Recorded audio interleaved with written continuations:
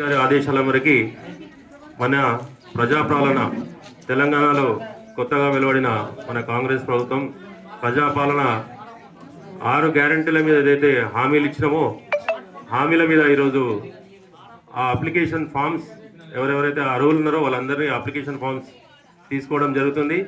ఈ కార్యక్రమం 28 ఈ రోజు నుంచి 6వ తారీఖు వరకు అన్ని వార్డులలో అన్ని గ్రామ పంచాయతీలో ఖచ్చితంగా అక్కడ వచ్చి మన వార్డ్ ఆఫీసర్ కానీ ఇన్ఛార్జ్లు కానీ అందరు కూర్చొని ప్రతి ఒక్కరి దగ్గర ఫామ్ ఫిల్ చేసి వాళ్ళు దేనికైతే అర్హులు ఉన్నారో వాళ్ళందరూ ఆ ఫామ్ వాళ్ళే స్వచ్ఛందంగా నింపిస్తున్నారు.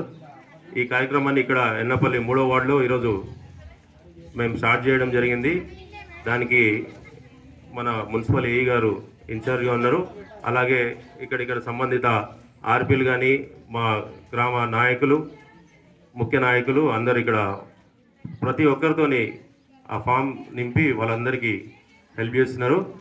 అలాగే ఈ 6 గ్యారంటీల మీద ఏదైతే హామీ ఇచ్చినామో ఇమీడియట్గా వాళ్ళందరికీ అందే విధంగా ప్రతి ఒక్కరితోని ఆ ఫామ్ నింపిస్తున్నాము.